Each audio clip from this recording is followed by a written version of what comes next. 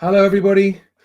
Welcome to another live stream on the Moving Home with Charlie channel. I'm Charlie Lambden, and today we are, by popular demand, both on my YouTube and on my TikTok channels, discussing whether or not the mooted stamp duty cut, which is going to be confirmed on Friday, is going to make a difference to the housing market, and if so, who is it going to make a difference to? For those of you who don't have very much time, and don't want to hear my explanation, my opinion is that it is going to make very little, if any, difference to house prices.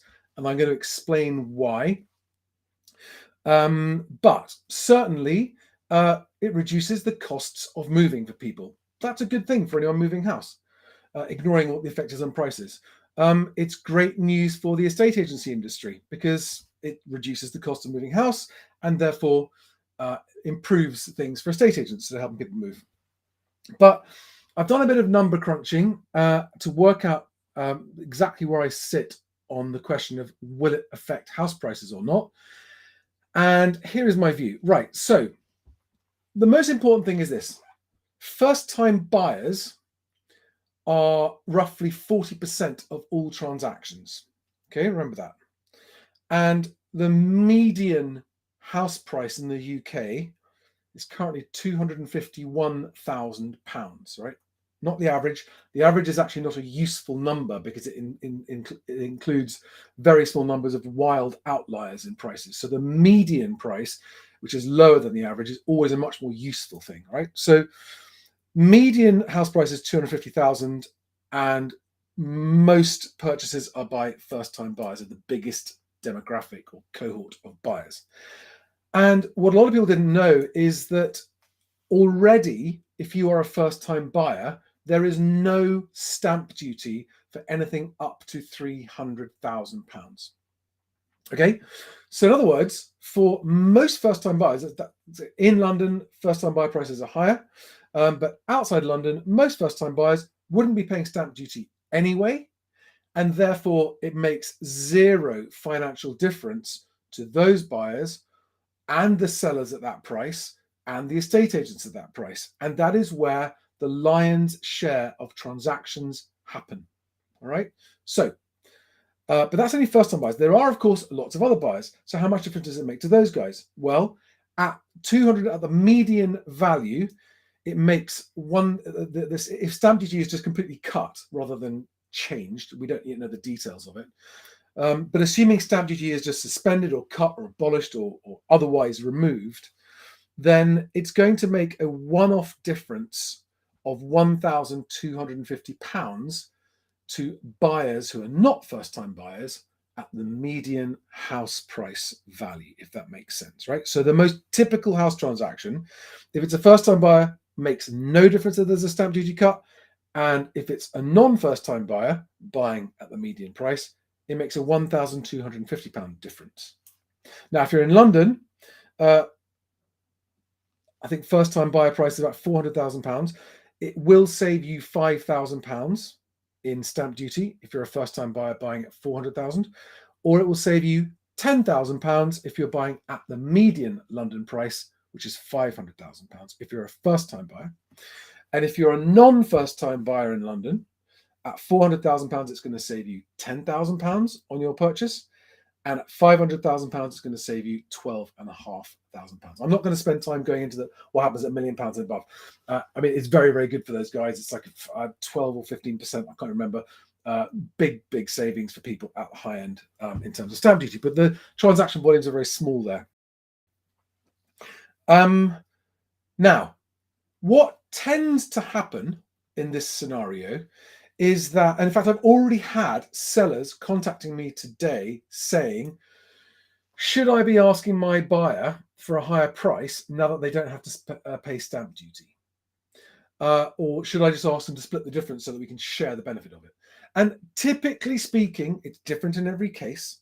It's different in every case. I know everyone's circumstances are unique, but looking at the overall picture, what tends to happen is that the house prices absorb half the difference. Okay, so let's say it's a £400,000 property and it's saving the buyer £10,000. Well, you split the difference, you take £5,000 off the price on average. Okay. So what difference is it? So we're talking about a just over 1% potential difference to house prices that are above the £300,000 threshold. Okay. Which is the minority of transactions. So when we have been discussing house price falls of 10, 20, 25, 30%, do I think that a 1% difference to house prices is going to change what's happening to the overall trend of house prices? No, I don't. Not a bit. It's going to make very little, if any, difference. It's great news for estate agents, right? And if you're dealing in properties above £500,000, yeah, hey, this is good. There's going to be more money swirling around, and that's good for the economy. And will it make much difference to house prices? I just don't think it's going to make that much of a difference to house prices, to be honest. Because so people are saying, well, hang on a second. Last time they suspended stamp duty, prices shot up. Yes, but almost everything else about the marketplace, about the economy, about society, and about people's moving decisions was different back then. Okay. So prices hadn't just spiked 20% back then. Okay. People's reasons for moving were very different. There was a mass exodus from cities to get out to the countryside, which created a very false market. And we were facing economic Armageddon at the beginning of the pandemic, but then suddenly the government found the magic money tree and produced £300 or £400 billion through quantitative easing and stuff. But that's now stopped, right? So at the beginning of the pandemic, we had money printing galore. Now we don't. They're undoing that.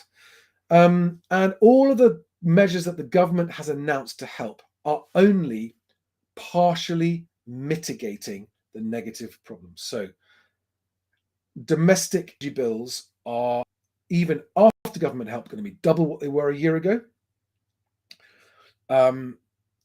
Small businesses have just been told today that they're going to be getting 50% help with their energy bills, but that's after a 5 to 10 times increase. So it's still going to be a massive increase, and it's only for 6 months, with a big question mark of uncertainty what happens after that. Yeah, that's my view. I don't see that it makes a big difference when you actually look at the numbers. So, if you're buying property at the median level of £250,000 outside London, you're going to have £1,250 extra in your pocket, but your seller's going to want half of that. So it's probably going to be more like 600 quid extra in your pocket, one time off, right? Compare that one-off 600 quid with the overall cost of inflation to you every year at the moment, which are about £4,000 or £5,000 or £6,000. It's a drop in the ocean. All right. So I'm not making any opinions on whether or not, why the government's done it, what they're doing it for. That's just not my area of comment. So I have no political observations to offer, although there are obviously many of them. The only other observation that I would make on this, insofar as it affects house prices in the long term, is what the potential effect, the long-term effect of this on interest rates, because cutting taxes has an inflationary effect, and therefore can be argued to lead to higher interest rates. And interest rates have a big impact on house prices. Historically, it's one of the biggest impacts. So it's impossible to predict, because there are just too many very significant and wildly unpredictable factors affecting this, like the war. On the one hand, there's news from Turkey that the war might be going to end because Putin's struggling. That would be great news. It would bring oil prices down. That would bring inflation down. On the other hand, today, Bloomberg are reporting that Vladimir Putin's actually stepping up his game now, and is going to be conscripting 300,000 more troops. I don't know what to believe. So it's impossible to see which way these things are going to swing. But these big, big things, which are unpredictable, are going to have a massive effect on the overall economy, and they're very difficult to predict. So, guys, that's 10 minutes. Do we have any questions to answer? Let's have a quick look. Oh, cool, that's been busy in the comments, hasn't it? Let me show the comments that we've got here on screen for you. I'd only show new comments. Sorry. Trying to belong has any questions? No. Lots of very, very strong opinions. Can't see any questions. I'll make sure that when this is saves as YouTube for replay, it will actually display all of the YouTube comments that were there. One question: where will the interest rate be in 6 months? I don't have a strong opinion on interest rates, but just yesterday, the mainstream media and commentators were forecasting a high of 3.75 as the Bank of England base rate, which would typically mean another percent or two on top of that, so 5.5% for mortgage rates. Angie, that's a great question. I'll come on to that in a minute. So yeah, I'm at the moment, interest rates are being forecast to peak this time next year, so autumn 2023, and the forecasts are ranging anywhere between 3.75% and 6% as a base rate. Mortgages will be a couple of percent above that. So yeah, I mean, there's a potential that mortgage interest rates could be at 5 or 6% this time next year. Okay, that's not my prediction. That's overall possibilities. Now, Angie J asks, what impact is the stamp duty cut going to have in mid-transaction? Okay, that is a question that I cannot answer with any certainty or clarity until we find out what the details of the stamp duty cut are going to be. Is it a complete suspension of all stamp duty? Is it temporary? Is it indefinite? Is it going to have a timing effect? At what point will it actually begin? Because they'll have to pick a date at which it changes various transactions. They may say that it's going to be from the 1st of next month. They may say it's going to be later than that. They may say it's going to be with immediate effect. We don't know. All of those things are going to vary what's happening now. But what is going to happen, definitely, is that most transactions that are happening right now are going to freeze wherever they are in the process and go, oh, don't do anything. It's going to wait. Most, not all. Some will continue. Some will exchange and complete. And I had one seller this morning asking me for advice on whether to renegotiate with the buyer. And my advice was this. If the buyer has a mortgage, then they will have to go back to their mortgage company if the price is renegotiated. And that's going to cause delays and nervousness and might result in the buyer pulling out of the deal. And therefore, if you are a seller for whom getting the deal completed is more of a higher priority than making a few extra £1,000, I would recommend not renegotiating. But some people might want to go, look, to the buyer, it's going to save you 10 grand. Do you want to split the difference? And a buyer might say, that's not unreasonable.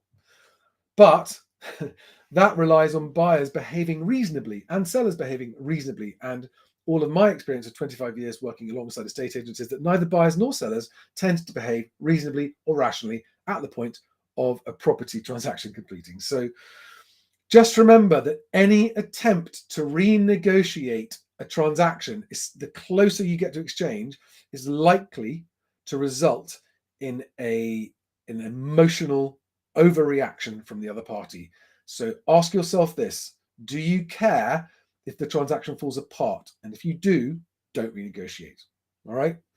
Any other questions I've got here? Oh, ISAs. No, I can't talk about ISAs and stuff. That's not my scene at all. Someone's saying that they've had an updated valuation from one of the big property sites. Guys, those valuations are so useless. It's plus or minus 20% on automated valuations, okay? Those valuations that come through, they don't know the ins and outs and details of your property. They are using algorithms and big numbers, like how many bedrooms have you got? What's your postcode? That's about as detailed as it gets. Does it have a garden or not? Does it have a garage or not? And what's the average? It's all based on averages, and there's no such thing as an average property, right? It just doesn't exist. So I urge you, if you really want to know what's happened to the value of your house, find an estate agent you trust and ask them to come around and tell you what it is. Okay? Disregard automatic valuation updates from websites, wherever they come from. Just disregard them. They exist only to tempt you to put your details in and ask them to come around so that you're a lead that they can sell. They just don't work.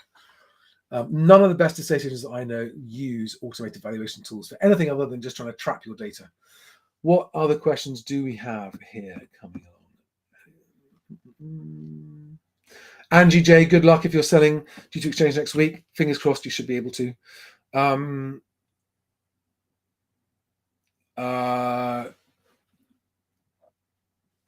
Do I think this is purely an attempt to keep the property bubble going? Says Darren from Suffolk. Yes, and they make no exception about that. It's to try to probably okay. The economy in this country is very much rests on the housing market. Okay, so what's happening in the housing market tends to reflect what's happening in the economy very much. So absolutely, yes, this is being done because they want to alleviate the effect of stamp duty on people's pockets so that money stays in the economy rather than being taxed out of the economy. So yeah, I mean, they've made no secret about this. And yes, the idea of a stamp duty cut is to help buying, but it only helps people who are non-first-time buyers and above £300,000. If you go to my Twitter account, moving_Charlie, I actually put I just literally sketched out a piece of paper, the rough amounts that it helps depending on if you're a first-time buyer or not, and what level of the market you're buying at. So that's on my Twitter account. Do I know if it's going to be cut in Scotland too, Yvonne, on LinkedIn? No, I don't. Could banks collapse and we lose everything while waiting? That's a very big question. Well, has it happened before? Yes. The last time it happened in this country was 2008, and since then the government has changed the law to guarantee people's savings, I think, up to £80,000. So if it's more than £80,000, in theory, yes, there is a risk. That's actually happened already recently in China. Retail banks have collapsed and people have lost their money. So there's always a risk of it, but I don't see that happening. I was talking to someone who I know who is very senior in a very big high street bank, and he said the bank's resilience to house price falls is much, much, much stronger than last time round. So there's much less talk and worry about banks failing this time round. So right now, with my finger on the pulse, I don't think it's such a big problem here. I mean, that could change depending on how far house prices fall, but certainly 25% fall in house prices, the banks aren't going to worry about it. In fact, you could argue they're already pricing it in based on what they're doing in mortgage products.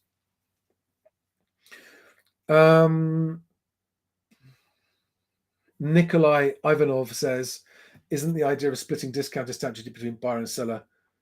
How is it reasonable to discount between buyer and seller if the idea is to help buying?